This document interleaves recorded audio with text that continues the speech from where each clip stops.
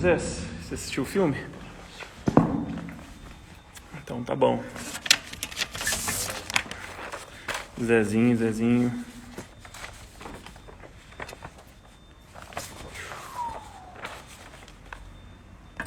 Oi, gente. Boa noite pra vocês, tudo bem?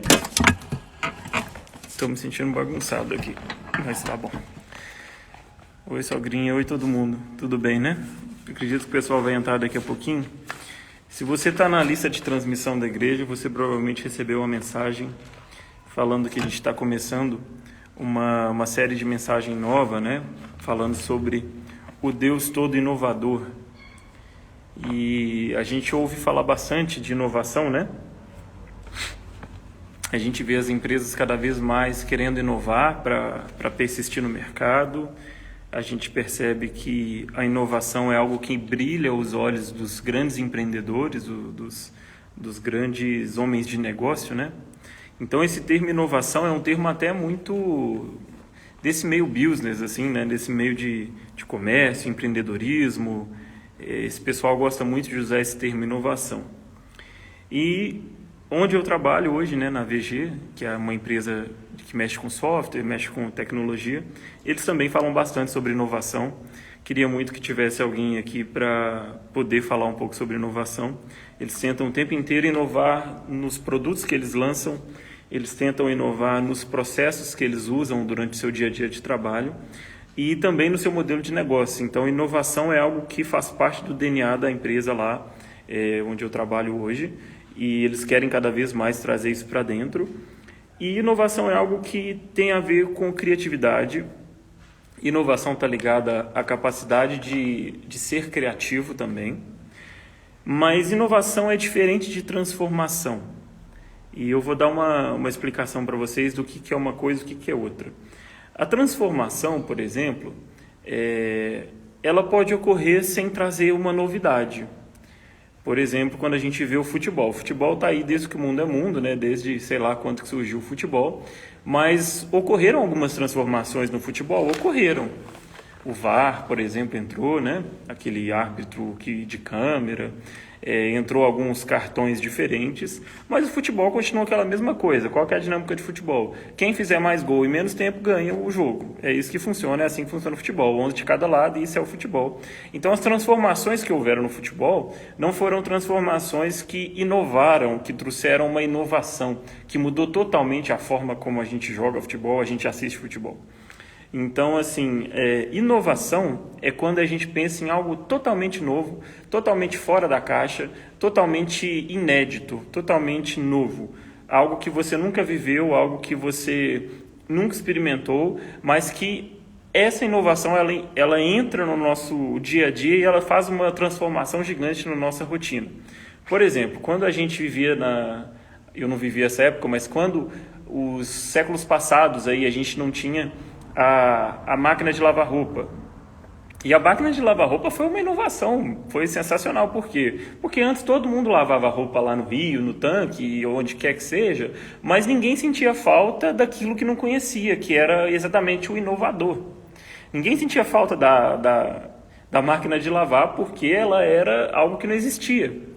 Então, quando a gente pensa em inovação, é algo realmente que não existe, mas quando chega a inovação, é algo que a gente não consegue mais ficar sem. Por exemplo, eu não vivo sem a máquina de lavar roupa. Como é que faz para viver sem máquina de lavar roupa?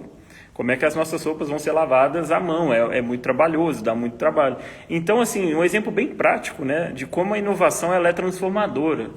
Por exemplo, o transporte, a Uber inovou no transporte, né? O nosso transporte antigamente dependia só de ônibus e táxi. Agora a gente tem Uber que está em todo lugar, que não é só mais o ponto de táxi, que ele está na ponta do seu dedo, ali você toca, o carro chega. E a gente pensa, poxa, como eu vivi tanto tempo sem Uber?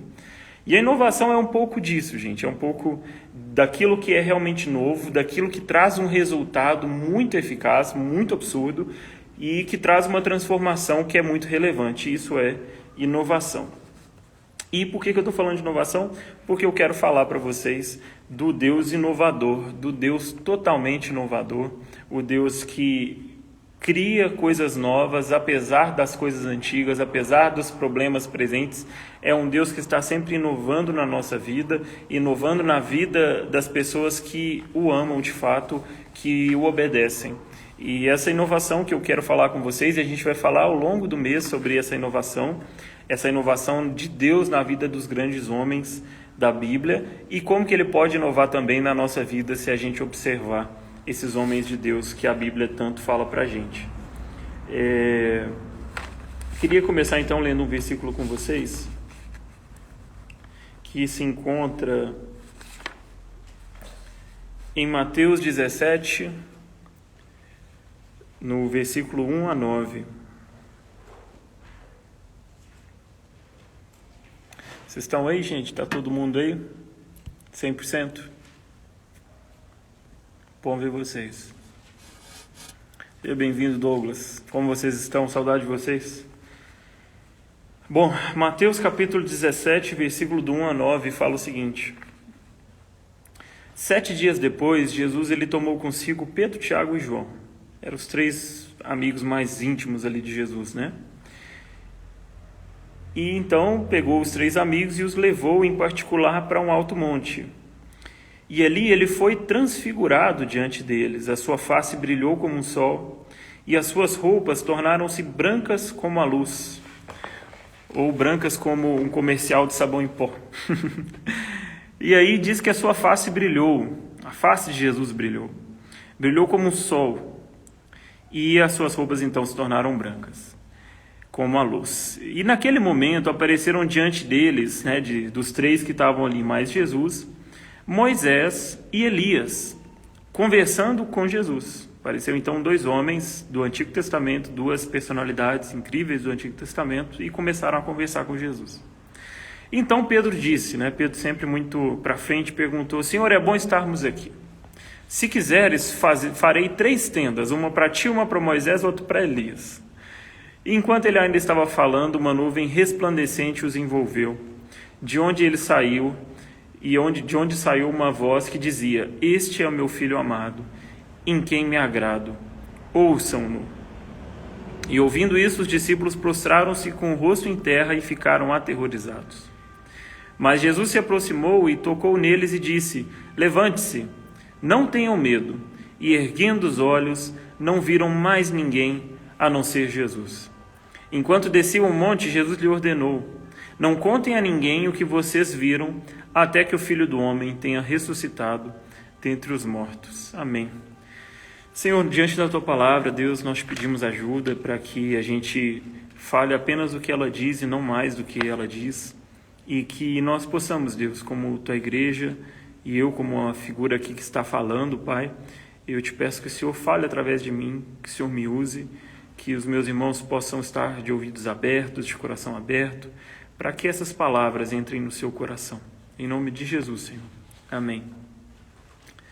Amém, gente. Eu comecei por essa passagem da Bíblia, onde Jesus ele vai para um monte, ele pega ali os 3 discípulos mais próximos dele, né, os mais chegados a ele, e chegando no monte, ele se transfigura. E é incrível isso, né? Porque a gente não sabe qual foi esse diálogo que aconteceu, porque enquanto Jesus se transfigura, aparece ali Moisés e aparece Elias, e Jesus começa a falar com eles, ou eles falar com Jesus, então há um diálogo ali entre eles. E aí Pedro, ele vê aquela situação e na tendência ali de querer sempre agradar, né? De querer sempre se mostrar proativo, de querer sempre se fazer uma pessoa que ele ainda não era, que ele estava se tornando. Ele pergunta: olha, Jesus, você quer que eu faça uma tenda para você, uma para Elias, uma para Moisés, para que vocês, um tabernáculo aqui, para que vocês habitem um templo? E aí Jesus, na verdade nem Jesus, o próprio Deus, ele interrompe a fala de Pedro, uma nuvem os envolve, e quando essa nuvem os envolve, sai uma voz do céu que diz: esse é o meu filho amado, em quem eu tenho prazer, ou em quem me agrado, a ele vocês devem ouvir. E aí a Bíblia diz que os discípulos ficaram aterrorizados com essa voz que veio do céu sobre eles, e eles se prostraram em terra. Mas Jesus falou: olha, não tenham medo, vocês podem se levantar. E quando eles se levantaram, eles viram que Moisés e Elias já não estavam mais ali, só estava Jesus. E Jesus advertiu a eles, falando que eles não contassem para ninguém aquela situação, até que Jesus tivesse passado pela ressurreição. Então Jesus já havia falado com eles aqui que ele ressuscitaria dos mortos. E bom, por que eu comecei desse texto e o que esse texto tem a ver com inovação? Eu vou falar para vocês sobre a vida desses dois homens, Elias e Moisés, e como Deus inovou na vida deles durante o seu leve percurso, o seu breve percurso registrado nesses dois livros, e sempre apontando para Jesus, porque Jesus é maior do que Moisés, Jesus é maior do que Elias, e eu queria mesmo que vocês fossem de coração junto comigo nessa minha caminhada, falando sobre Moisés, falando sobre Elias, porque são dois homens que aparecem para conversar com Jesus, mas que um dia foram apenas homens mesmo. E esses homens, eles passaram pela inovação de Deus na vida deles. E essa inovação de Deus na vida deles revela muita coisa para a gente. E hoje eu quero começar por Moisés. Eu vou ser bem sucinto, eu não vou entrar muito a fundo no Moisés, a gente vai entrar um pouco mais a fundo na semana que vem. Mas hoje eu vou começar falando um pouquinho sobre Moisés e um pouquinho sobre a inovação de Deus na vida de Moisés. E vamos começar então lá em Êxodo, na verdade, Êxodo... Sim, é Êxodo, porque eu estou olhando no meu esboço aqui, mas é em Êxodo. Eu queria ler com vocês também no livro de Hebreus. O livro de Hebreus, lá no capítulo 11, quando o apóstolo está falando, o autor de Hebreus está falando, ele vai citar quem foi Moisés e a importância de Moisés. Ele fala o seguinte, olha, Hebreus capítulo 11, versículo 23, fala assim: pela fé, Moisés, recém-nascido, ele foi escondido durante 3 meses por seus pais, pois estes viram que ele não era uma criança comum e não temeram o decreto do rei. Pela fé, Moisés, já adulto, recusou ser chamado filho do faraó, preferindo ser maltratado com o povo de Deus a desfrutar os prazeres do pecado durante algum tempo. Por amor de Cristo, considerou-se uma desonra, uma riqueza maior do que tesouros do Egito, porque contemplava a sua recompensa. E pela fé saiu do Egito, não temendo a ira do rei, e perseverou, porque via aquele que é invisível. Isso, o herói da fé, Moisés. Esse é o relato de quem escreveu o livro de Hebreus.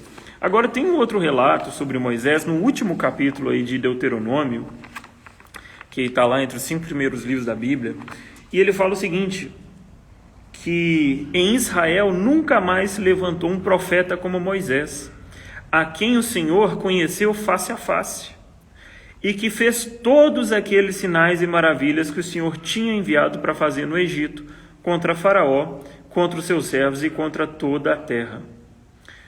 Pois ninguém jamais mostrou tamanho poder como Moisés, nem executou os feitos temíveis que Moisés realizou aos olhos de todo Israel. Interessante essas duas definições de Moisés, né? Moisés, ele foi um grande líder, considerando assim a influência dele sobre a humanidade, né, antes de Cristo. Ele foi o homem que mais influenciou o seu tempo. Por quê? Porque de Moisés surgem ali o judaísmo. Na verdade, se consagra o judaísmo, que já existia, e surge também ali, se consagra a questão do islamismo, que também depende de Moisés. Moisés era o grande profeta, e aí depois vem ali o Maomé, né, no islamismo. Então Moisés, ele foi realmente um líder muito admirado pelas obras que ele fez, pelo o espaço que ele teve, mas principalmente por esses dois relatos que falam, olha, Moisés conheceu o Senhor face a face. E ele tomou as escolhas corretas, ele tomou decisões acertadas que o fizeram então ser usado, mas não só ser usado por Deus, mas se tornar conhecido de Deus, alguém próximo de Deus, alguém íntimo do Senhor. E é sobre esse Moisés que eu quero falar com vocês, porque Deus inovou através da vida de Moisés, inovou em seu tempo e usou de formas inovadoras para poder libertar o seu povo. E aí eu queria ler com vocês então no livro de Êxodo, no capítulo 1, Nós vamos começar a ler o capítulo 1 e vamos passar para o capítulo 2 também. Hoje vamos ler bastante, porque é um texto de Antigo Testamento. Se a gente não ler os detalhes, a gente fica perdido. Vocês encontraram aí o livro de Êxodo, está lá no comecinho. Para quem lembra aqui dos estudos bíblicos, né, que a gente falou aqui na igreja, os 5 primeiros livros da Bíblia, né, o Pentateuco, eles foram livros que, em sua maioria, foi escrito pelo próprio Moisés. Então, tirando ali a parte da sua própria morte, Moisés foi quem relatou sobre o Gênesis, sobre o Êxodo, sobre o Levítico, sobre Números e sobre Deuteronômio. Então, eu queria que você abrisse aí comigo em Êxodo, capítulo 1, que fala o seguinte: São estes, pois, os nomes dos filhos de Israel, que entraram com Jacó no Egito, cada um com a sua respectiva família: Ruben, Simeão, Levi e Judá, Isacar, Zebulon, Benjamim, Dan, Naftali, Gade e Asser. Ao todo, os descendentes de Jacó eram 70. José, porém, já estava no Egito. Ora, morreram José, todos os seus irmãos e toda aquela geração. Os israelitas, porém, eram férteis, e eles proliferaram, tornaram-se numerosos e fortaleceram-se muito, tanto que encheram o país. E então subiu no trono do Egito um novo rei, que nada sabia sobre José. Disse ele ao seu povo: Vejam, o povo israelita é agora numeroso e mais forte do que nós. Temos que agir com astúcia, para que se tornem ainda mais numerosos, e no caso de guerra, aliem-se aos nossos inimigos e lutem contra nós e fujam do país. Estabeleceram, pois, sobre eles chefes de trabalhos forçados, para os oprimir com tarefas pesadas. E assim os israelitas construíram para o faraó as cidades e celeiros de Pitom e Ramsés. Todavia, quanto mais eram oprimidos, mais numerosos se tornavam e mais se espalhavam. Por isso os egípcios passaram a temer os israelitas e os sujeitaram à cruel escravidão. Tornaram-lhes a vida amarga, impondo-lhes a árdua tarefa de preparar o barro e fazer tijolos, para executar todo tipo de trabalho agrícola, em tudo que os egípcios os sujeitavam à cruel escravidão. O rei do Egito ordenou às parteiras dos hebreus, que se chamavam Sifrá e Poá, 2 mulheres de Deus, essas parteiras: Quando vocês ajudarem as hebreias a darem à luz, verifiquem se é menino. Se for menino, matem-no. Se for menina, deixe-a viver. Repararam a ordem do rei do Egito aí, né? E todavia as parteiras, elas temeram a Deus e não obedeceram às ordens do rei do Egito, e deixaram viver os meninos. Então o rei do Egito convocou as parteiras e lhes perguntou: Por que vocês fizeram isso? Por que vocês deixaram viver os meninos? E eles responderam, as parteiras responderam então ao faraó: As mulheres hebreias não são como as mulheres egípcias. São cheias de vigor e dão à luz antes de chegarem as parteiras. Deus foi bondoso com as parteiras, e o povo ia se tornando ainda mais numeroso e cada vez mais forte. Visto que as parteiras temeram a Deus, e ele concedeu-lhes que tivessem as suas próprias famílias. Por isso o faraó ordenou a todo o seu povo: lancem ao Nilo todo menino recém-nascido, mas deixem viver as meninas. Reparam que no capítulo 1, o povo do Egito, que é bem na época ali, né, um pouquinho depois enquanto José tinha sido ali uma pessoa influente no Egito, esse povo começa a temer os judeus, porque o povo judeu era um povo muito inteligente, um povo muito forte, e é um povo que se multiplicava de maneira numerosa, se multiplicava bastante, e aquele povo começou a ficar com medo dos judeus, então, construírem seu próprio império, ou então traírem eles e se juntarem aos inimigos do Egito. E o povo do Egito era um povo muito à frente de sua época, era um povo muito desenvolvido. O povo egípcio, eles foram os primeiros a desenhar, os primeiros a representar e a criar um alfabeto. Eles já escreviam lá nas cavernas, eles já tinham a matemática, eles já tinham desenvolvido uma certa ciência, tanto é que construíram as pirâmides e tudo mais. E o povo hebreu que estava ali no meio deles era um povo muito simples, um povo que estava subjugado, um povo que era mais numeroso, mas era um povo que, de certa forma, não tinha uma representatividade naquele lugar. Era um povo que era escravo. E então o rei do Egito, ele coloca então sobre o povo hebreu um peso muito forte, um peso maior, e quer que esse povo então passe a fazer trabalhos mais pesados. E quando ele está falando de opressão, ele está falando de trabalho escravo, de trabalho forçado, de não descanso, de trabalho sem dignidade, sem segurança. E está falando aqui sobre trabalho até de construir tijolos para construir os templos dos egípcios, né? E aí diz a Bíblia que o rei do Egito então chamou as parteiras de Israel, que eram as parteiras do povo hebreu, as parteiras, assim, as pessoas que tinham experiência com isso, e deu a ordem para elas, né, Sifrá e Puá, de que elas matassem todos os meninos, que elas deixassem viver apenas as meninas que nascessem. Por quê? Porque os meninos se tornariam fortes, os meninos cresceriam e constituiriam família e se multiplicariam junto com as meninas, quanto as meninas não, as meninas cresceriam subjugadas pela sociedade da época e poderiam ser usadas pelos egípcios para realmente crescer em número, assim como o povo judeu era. Então já percebe-se que havia uma inveja entre dois povos aqui, uma inveja entre o povo egípcio e o povo hebreu. E o rei do Egito, não temendo a Deus, mas adorando a vários deuses falsos, a deuses que simplesmente o enganavam, que não eram deuses de amor, mas eram deuses do próprio ego, da própria personalidade, a figura do Egito, do próprio Egito, né?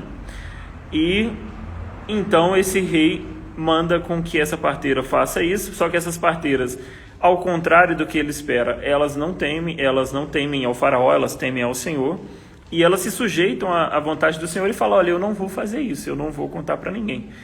E aí, quando isso começou a acontecer, quando essas parteiras então contaram para o rei que elas não fizeram isso, aqui a Bíblia fala que por uma misericórdia aqui de Deus, que Deus foi bondoso com elas, com essas mulheres corajosas, né, Sifrá e Puá, e deixou com que elas constituíssem famílias, com que elas não fossem castigadas pelo rei do Egito, porque o rei do Egito tinha o poder para simplesmente matá-las, porque elas desobedeceram uma ordem do faraó. Então, elas continuam seu caminho, só que aí o faraó ele tem que fazer alguma coisa, porque o povo continuava crescendo. E o que ele faz? Ele dá uma ordem, e ele fala o seguinte: olha, todos, então, que têm um filho menino recém-nascido, lancem ele ao Nilo, ou seja, joguem o menino no rio. Por quê? Porque no rio ele vai se afogar, porque no rio ele vai morrer de sol, ele vai morrer de algum bicho, ele não vai ter como sobreviver. Então, a ordem de Faraó era realmente para que todos os meninos ali, recém-nascidos, a gente entende aí, até 3 meses ou mais um pouco, que esses meninos fossem lançados ao Nilo. Bom, dada essa introdução, falado isso tudo que aconteceu naquele tempo, aí então a gente vai falar do nascimento desse Moisés que eu queria compartilhar com vocês. Está aí no capítulo 2 de Êxodo e fala o seguinte: um homem da tribo de Levi casou-se com uma mulher da mesma tribo, e ela engravidou e deu à luz a um filho. Vendo que ele era bonito, ela o escondeu por 3 meses. Quando já não podia mais escondê-lo, ela pegou um cesto feito de junco e o vedou com piche e betume, e colocou nele o menino, e deixou um cesto entre juncos, à margem do Nilo. A irmã do menino ficou observando de longe, para ver o que acontecia. A filha de Faraó descera ao Nilo para tomar banho, e enquanto isso as suas servas andavam pela margem do rio. Nisso viu o cesto entre os juncos e mandou que a sua criada fosse apanhá-lo. E ao abrir viu um bebê chorando, e ficou com pena dele e disse: este é o menino, filho dos hebreus. Então a irmã do menino aproximou-se e perguntou à filha de Faraó: a senhora quer que eu vá chamar uma mulher dos hebreus para amamentar e criar este menino? Quero, respondeu a princesa.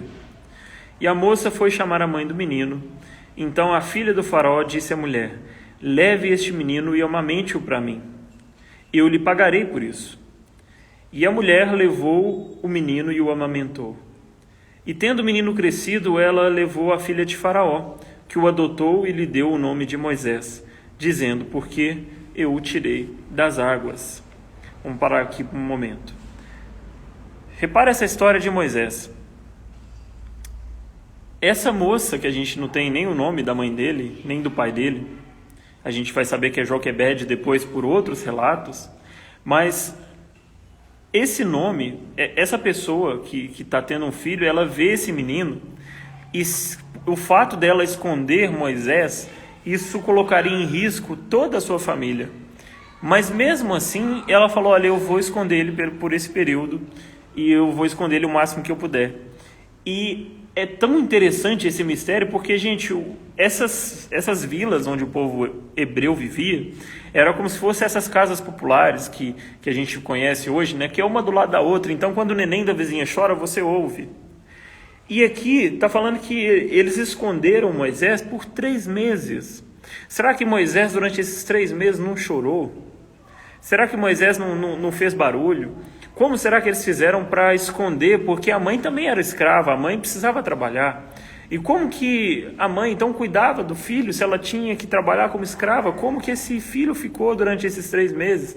Como que foi a alimentação dele durante esses 3 meses, uma vez que esse povo devia se alimentar daquilo que é mais resto do povo egípcio? Só que a Bíblia diz que por 3 meses, então, os pais conseguiram esconder ele de uma forma que a gente não entende, de uma forma que o próprio Deus os auxiliou. E é interessante que quando já não tem mais como escondê-lo, para que a vida daquela família não fosse colocada em risco, nesse momento, a mãe então resolve colocar Moisés ali num cesto e colocar ele então no rio. E é interessante que, se a gente for olhar pelo mapa mesmo, e a gente for conhecer o Egito, eu não tive o privilégio ainda de conhecer nenhuma terra para o lado de lá, mas quando você estuda a geografia do lugar, você percebe que onde a tradição diz que foi colocado ali o bebê, não, onde foi colocado Moisés, porque existe toda uma tradição em volta de Moisés, era um lugar que teoricamente não ia dar onde era ali o palácio do rei, onde era o palácio de Faraó, onde estava ali a princesa, a filha de Faraó. Então, por algum motivo, por uma espécie de milagre, ou por alguma espécie de ação divina, Moisés chegou até onde ele tinha que chegar. E aí acontece um milagre que a irmã de Moisés, ela vê aquela situação, ela vai acompanhando o menino pelo rio. Você imagina a dor dessa irmã, eu não sei qual que era a idade de Miriam, na época que Moisés estava dentro ali como um bebê, mas a irmã foi correndo ali atrás, ela devia ser jovem, devia ser jovem ainda, mas ela foi correndo, acompanhando ali aquele bercinho ali sobre as águas, e ela foi acompanhando, e aí quando ela viu que chegou ali e parou num determinado lugar, ela pede então para que esse bebê fosse tirado ali daquele lugar, e essa princesa pede para que trouxessem até ela esse bebê. E aí então ela muito inteligente, né, muito esperta, chega até a moça, né, a filha do faraó, e fala, olha, você quer que eu mande chamar uma das mães hebreias que podem amamentar ele? E ela fala, quero, porque quando essa princesa, né, essa filha de faraó, ela pega Moisés no colo, ela se apega a ele e fala, nossa, que menino bonito, e pelo que diz a tradição, ela não poderia ter filhos, e ela então pega Moisés no colo, e Miriam fala, olha, eu vou chamar alguém para poder ser a mãe desse menino, para poder pelo menos amamentar, porque você é a mãe desse menino agora que você adotou. E vai lá então chamar a própria mãe de Moisés. Olha que legal, a mãe de Moisés agora é promovida, ela já não é mais uma escrava, ela é agora a pessoa que vai amamentar Moisés, que vai passar uma boa parte do seu tempo com ele, ajudando ali a filha de Faraó a cuidar do seu próprio filho, e mais, recebendo para isso. Ela começa então a ter um salário, leve este menino, amamente-o para mim, e eu lhe pagarei. Olha que interessante, ela não precisava pagar ninguém, mas porque era propósito de Deus, porque era mover de Deus, porque era o Deus todo inovador, ele começa a fazer as coisas da forma dele. E aí ele tira Moisés do lugar onde ele estava e leva Moisés para dentro do povo egípcio, para dentro da convivência egípcia, para poder então aprender sobre toda a sua cultura, sobre todo aquele povo. E aí nós vamos passar então para o capítulo, nós vamos continuar no capítulo 2, mas vamos começar a partir do versículo 11, para ver o que aconteceu com Moisés.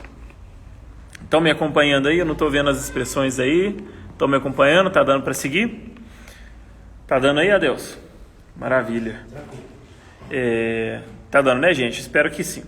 Vamos lá, então. Capítulo 2, versículo 11 fala assim: certo dia Moisés, já adulto, ele foi a um lugar onde estavam seus irmãos hebreus e descobriu como era pesado o trabalho que eles realizavam. Viu também que tinha um egípcio lá, espancando um dos hebreus.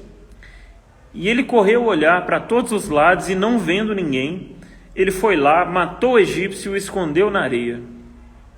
No dia seguinte, ele saiu e viu 2 hebreus brigando. E ele perguntou ao seu agressor: por que você está espancando o seu companheiro? E o homem respondeu: quem o nomeou líder ou juiz sobre nós? Você quer me matar como matou o egípcio? Moisés teve medo e pensou: com certeza tudo já foi descoberto. Quando o faraó soube disso, ele procurou matar Moisés, mas este fugiu e foi morar na terra de Midian. E ali se assentou à beira de um poço. Ora, o sacerdote Midian tinha 7 filhas, e elas foram procurar água para encher os bebedouros e dar de beber ao rebanho de seu pai. E alguns pastores se aproximaram e começaram a expulsá-las dali. Mas Moisés, porém, veio em auxílio delas e deu água ao rebanho. Quando as moças voltaram para a casa de Reuel, seu pai, ele lhes perguntou: por que voltaram tão cedo hoje? E elas responderam: um egípcio defendeu-nos dos pastores e ainda tirou a água do poço para nós e deu de beber ao nosso rebanho. Onde está ele? Perguntou o pai delas. Por que os deixaram lá? Convidem-o para comer conosco. E Moisés aceitou o convite e concordou também em morar na casa daquele homem, e este lhe deu por mulher a sua filha Zípora. E essa deu à luz ao menino, a quem Moisés chamou de Gerson, dizendo: sou imigrante em terra estrangeira. Muito tempo depois morreu o rei do Egito. Os israelitas gemiam e clamavam debaixo da escravidão. E o seu clamor subiu até Deus. E ouviu Deus o lamento deles e lembrou-se da aliança que fizera com Abraão, Isaque e Jacó. E Deus olhou para os israelitas e viu a situação deles. Olha só que interessante. Moisés agora, ele já era adulto. E ele começa a sair dos recantos ali do palácio. Ele começa a sair um pouquinho ali do conforto ali de onde ele morava, dos recantos ali da princesa do Egito, né, da filha de Faraó. E ele começa a conviver um pouco ali na rua. O que está acontecendo ali perto? O que está acontecendo? Que movimento é esse? E esse povo trabalhando? E aí, numa situação, Moisés ele vê uma injustiça acontecendo de um egípcio espancando um servo hebreu. E Moisés, ele olha para o lado, olha para o outro, não vê nada, ele vai lá e mata o cara. Poxa vida, Moisés agora é um assassino. Porque Moisés, ele não só interviu e acabou com a briga, Moisés matou o egípcio. E ele não só o matou, como ele ocultou o cadáver. Moisés, ele enterrou debaixo da areia ali do Egito. E é interessante que a Bíblia, ela faz questão de mostrar para a gente os defeitos dos grandes homens de Deus, para mostrar que ninguém é perfeito, para mostrar que todo mundo já errou, para mostrar que todo mundo vai falhar uma hora, para mostrar que todo mundo precisa estar sempre na presença de Deus, porque se não estiver na presença de Deus, vai dar errado. E aí o que acontece com Moisés? Moisés, então, ele sai, e aí ele esconde o cadáver. No outro dia, ele sai novamente, vê a mesma injustiça, a mesma cena de injustiça, e eu acho que deve ter passado na cabeça de Moisés assim: será que eu vou ter que matar todo mundo? Será que não tem como resolver isso de outra maneira? E aí, Porque Moisés ele aprendeu a cultura egípcia, então ele aprendeu a lutar, ele aprendeu a arte da guerra, ele aprendeu a matemática, ele aprendeu a linguagem, ele aprendeu tudo que tinha ali ao seu alcance na sua época, tudo que tinha de evolução naquela época, Moisés ele aprendeu, porque ele era filho da Faraó, ele era filho da filha de Faraó, né? Foi criado como filho, e ele tinha tudo ali ao seu redor, ele tinha tudo à sua disposição. Então Moisés ele tem um conhecimento nato. Ele tem um conhecimento nato e ele é uma pessoa forte. Moisés aqui ele é um cara adulto, um cara formado ali no Egito, né, nas graduações do Egito, e ele é um cara adulto e forte. Ele é tão forte que ele matou um capataz. O capataz devia ser alguém forte. Ele foi lá e matou esse capataz que estava fazendo uma injustiça. E aí a Bíblia diz que ele no outro dia sai e vê a mesma situação, e aí ele resolve dialogar. E ele fala o seguinte: olha, vocês por que vocês estão espancando seus companheiros? E aí, essa pessoa, já sabendo, já não sei como que aconteceu, se eles acharam um cadáver, ele simplesmente fala: olha, você quer matar a gente assim como você matou aquele egípcio? E então Moisés se enche de medo. E isso faz parte também dos grandes homens de Deus, essa sensação de medo, essa sensação de falta de coragem, sabe? Essa sensação de, será que vai dar certo isso? E ele fala, olha, se Moisés, ele fala assim, olha, se eu ficar aqui, o faraó vai com certeza querer me matar, a minha mãe não vai conseguir nem segurar a ira de faraó, porque o faraó já quis dizimar as crianças desse povo. Esse faraó já está cansado de ver esse povo que é forte, esse povo que cresce, esse povo que constrói. Então, se ele souber que eu matei alguém do povo dele, aí com certeza ele vai me matar junto, então minha mãe não vai poder fazer nada. Então, o que Moisés fez? Fugiu. Moisés correu e escapou logo, falou, vou embora daqui, isso não é coisa para mim, eu preciso fugir, porque o melhor que eu faço é fugir da minha terra. E aí a Bíblia diz que ele foi para o deserto, e ele foi para a terra de Midian, né?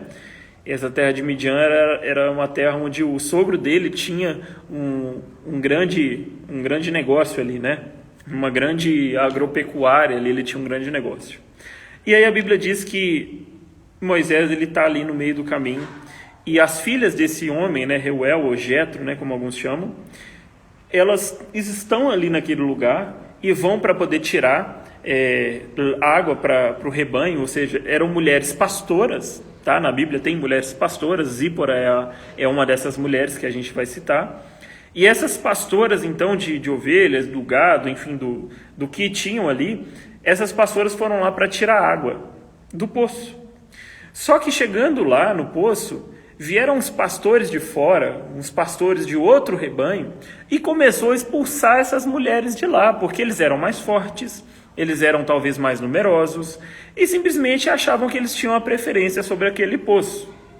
Só que mais uma vez chegou o grande herói Moisés, chegou o grande justiceiro Moisés, e ele achava que fazia justiça com as suas próprias mãos.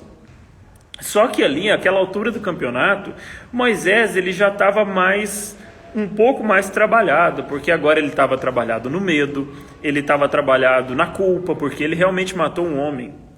Então Moisés ele chega ali e vê aquela situação de injustiça, e ele resolve aquilo de uma maneira mais pacífica. A Bíblia não fala que ele matou ninguém, a Bíblia não fala que ele bateu em ninguém, ele só fala que ele chegou lá e resolveu o problema. Colocou o povo para correr e tirou ele mesmo a água do poço, porque ele era inteligente, ele era forte, ele era alguém muito preparado para o seu tempo, muito à frente de sua época, e simplesmente alimentou então aquelas ovelhas e ficou por ali. E essas mulheres ficaram surpresas, né? Por fim, um homem bonito como Moisés, desde pequeno, ele pequeno aqui, o pessoal já olhava para ele e falava que ele era bonito, um homem que tem uns traços ali egípcios, talvez até passava maquiagem ali do Egito, né? Vai saber como é que Moisés usava. Mas o fato é que essas mulheres chegam e contam para o seu pai, falam, pai, a gente estava lá, isso aconteceu com a gente, mas um homem foi lá e livrou a gente desse povo. E esse pai fica surpreendido e fala, nossa, chama esse homem logo para vir comer aqui com a gente, para vir jantar com a gente, como que vocês esqueceram ele lá? Por que vocês não chamam ele para cá? E chamou ele, falou, vem morar comigo, e você vai casar com a minha filha. E ali começa uma amizade, começa uma experiência muito legal. de família mesmo, né? E Moisés começa a conhecer quem é o seu povo, quem é o povo hebreu, quais são os seus costumes, o que eles acreditam, quem que eles temem, como que eles conversam com Deus, quem que são esse povo, quem é o povo que ele tem no sangue, mas ele não sabe, ele não tem na sua mente, ele tem talvez algo no seu coração, mas ele não tem certeza de quem ele é, e Moisés ele vai começar a descobrir quem ele é no Senhor. Gente, eu estou terminando, tá? A gente está falando sobre o Deus todo inovador, e eu vou explicar para vocês como é que o Deus todo inovador, ele tem a ver com essa história. Se eu e você soubéssemos que o nosso povo está preso cativo lá no Egito, e se a gente soubesse que o nosso povo está passando por opressão, está sendo maltratado, está sendo morto, está passando fome, que o nosso povo está sendo escravizado, se eu e você, ó Deus, se a gente fosse libertar esse povo, tá? Se a gente quisesse libertar esse povo, quem você chamaria? Um povo jovem e forte? Ou você chamaria, sei lá, mulheres? Ou você chamaria idosos, crianças? Como que você iria libertar o povo do Egito? Adeus, você que está aqui comigo. Jovens e fortes. Né? Jovens e fortes, não é? Pela nossa racionalidade, eu chamaria os negros mais fortes, os caras mais bravos, os caras que é realmente isso, que ia chegar para chegar chegando e mostrar que viemos aqui para quebrar tudo, não é isso? Mas a lógica de Deus e a inovação de Deus, ela é outra.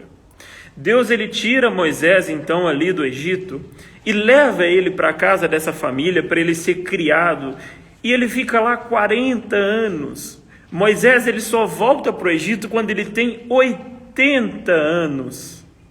E aí a gente vê como é que Deus, ele faz as coisas da forma dele, do jeito dele, da forma como ele quer, independente da minha e da sua opinião, independente do que eu acho que é melhor, independente do que você acha que é melhor, ele faz do jeito dele.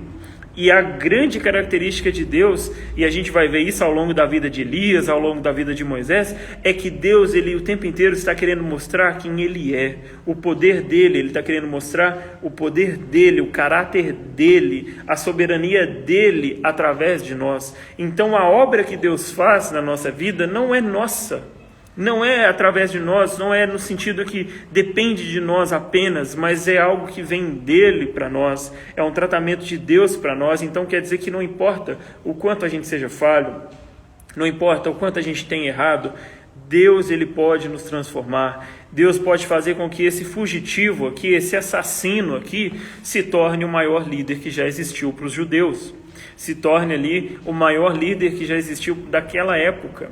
Alguém que realizou obras muito grandes e que você vai aprender um pouco mais sobre isso na próxima semana, se Deus nos permitir, se Ele não quiser mudar, né? Porque Ele pode mudar totalmente esse discurso que eu estou querendo falar com vocês aqui.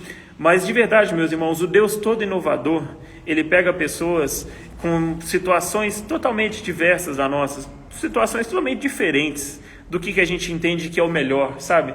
Então a gente acha às vezes que o melhor é uma igreja cheia, e a gente acha que às vezes o melhor é eu ter um trabalho fixo. A gente acha que às vezes o melhor é eu estar cercado dos meus melhores amigos aqui, mas às vezes não é. Às vezes Deus está fazendo algo na sua vida e cabe a você entender o que Deus quer te mostrar, aonde Deus quer te mostrar e qual que é o propósito disso que você está vivendo. O que Moisés foi viver aqui nessa família foi conhecer agora e reconstruir todo o seu caráter, toda a sua formação. Enquanto ele aprendeu uma coisa lá no Egito, ele aprendeu inteligência, ele aprendeu a ser forte, ele aprendeu a toda a cultura de sua época. Agora ele está aprendendo outros valores. Agora ele vai aprender o que é partilhar o pão. Agora ele vai aprender o que é pastorear ovelhas. Agora ele vai aprender o que é esperar o outro para a gente almoçar junto. Ele vai aprender uma outra cultura que é totalmente diferente da que ele estava vivendo. Por isso que só depois que ele aprende isso, que ele realmente está pronto, que ele viveu aquilo, que ele conheceu o Senhor, que ele então passa a ser um grande líder. Até então, no capítulo 2, Moisés ele não tinha nem sequer falado com Deus aqui. A Bíblia não relata que ele tinha falado com Deus. Mas no capítulo 3 é onde Moisés vai então chegar diante de Deus e vai falar com Deus. E ali vai começar um diálogo e Deus vai então chamá-lo para que ele possa seguir seu caminho e libertar o povo que ele tanto ama, porque a gente percebe o amor de Moisés pelo seu povo, mas Moisés não tinha as ferramentas que ele precisava, por isso que ele precisava passar por esse caminho, por isso que ele precisava trilhar esse caminho. Meus irmãos, é isso que eu tinha para partilhar com vocês hoje, a história de Moisés, esse primeiro momento da história de Moisés. E falando sobre o Deus todo inovador, como eu disse no início para vocês, nosso Deus é um Deus todo inovador. Eu queria terminar lendo um versículo para vocês, que fala o seguinte, capítulo 5 de Coríntios 2. Portanto, irmãos, eu rogo-lhes pelas misericórdias de Deus que se ofereçam, que vocês se ofereçam em sacrifício vivo, santo e agradável a Deus, que é o culto racional de vocês. Não se amoldem ao padrão deste mundo, mas transformem-se pela renovação da sua mente, para que sejam capazes de experimentar e comprovar a boa, perfeita e agradável vontade de Deus.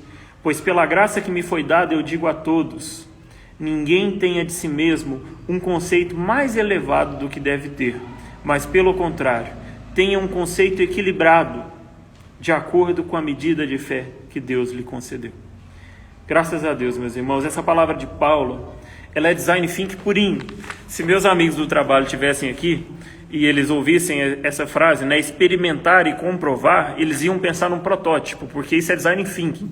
É você simplesmente entender que você tem que pensar o produto, você tem que testar o produto e comprovar se ele funciona ou não. Isso é o design thinking, é o processo. E Deus está falando com a gente aqui, olha, vocês precisam experimentar e comprovar a boa, agradável, perfeita vontade de Deus. E como que a gente faz isso? Não se amoldando ao padrão desse mundo, não nos conformando com esse mundo, não nos encaixando nesse mundo, mas sendo alguém que realmente não faz parte desse mundo, que vive aqui, mas não é mais uma engrenagem desse sistema maldito, desse sistema que mata, desse sistema que embriaga, desse sistema que atordoa, que tira a paz, que traz ansiedade, que traz problemas, que faz justiça com as próprias mãos. Esse sistema doente, a Bíblia está falando que a gente não tem que ser assim, mas que a gente tem que se transformar pela renovação da nossa mente. A gente tem que viver o Deus todo inovador em nós. E aí Paulo vai terminar falando o seguinte, que pela graça que Deus deu para ele, ele fala com toda firmeza, ninguém tenha de si mesmo um conceito mais elevado, ou seja, ninguém pense que é mais do que é. Não pense que você é mais do que você realmente é. Moisés ali, quando ele chegou ali naquela situação onde ele mata um egípcio, ele pensou que ele era o herói, ele pensou que ele era o Hércules de sua época, né? Ele pensou que ele era o justiceiro, que ia resolver os problemas na força do seu braço, mas ele foi descoberto, ele achou que ele não ia ser descoberto, ele foi descoberto. Então a Bíblia está falando para a gente, olha, não tenha um conceito mais elevado do que você deve ter, pelo contrário, tenha um conceito equilibrado, de acordo com a medida de fé que Deus lhe concedeu. Ou seja, tenha um conceito equilibrado de quem você é. Não ache que você é mais do que você deveria ser, não ache que você é menos do que você é. Você tem que ter um conceito equilibrado, um conceito de que você, a cada vez que você se achega a Deus, você descobre um pouco mais sobre quem você é. Quando nos achegamos a Deus, nós descobrimos quem Deus é, quem Deus pode nos fazer ser, e então, aí sim nós vamos sendo um pouquinho mais do que nós somos ontem, um pouquinho mais do que nós fomos ontem, do que nós somos hoje. Por isso que a Bíblia é um livro transformador, a Bíblia é um livro inovador, que mesmo sendo escrito há tanto tempo atrás, até hoje inspira muita gente, inova muita gente, transforma muita gente. E sobre essa transformação eu quero realmente compartilhar com os irmãos na semana que vem um pouco mais sobre esse legado de Moisés e como ele foi um líder segundo o coração de Deus, como que Moisés ele conheceu o Senhor e como era esse diálogo, essa vida que ele tinha. E a gente leu lá em Hebreus capítulo 11, só para a gente finalizar aqui, a gente leu em Hebreus capítulo 11, que fala o seguinte. Deixa eu ler aqui na minha Bíblia, que no meu texto está um pouquinho ruim. Tiago, Hebreus 11, fala o seguinte.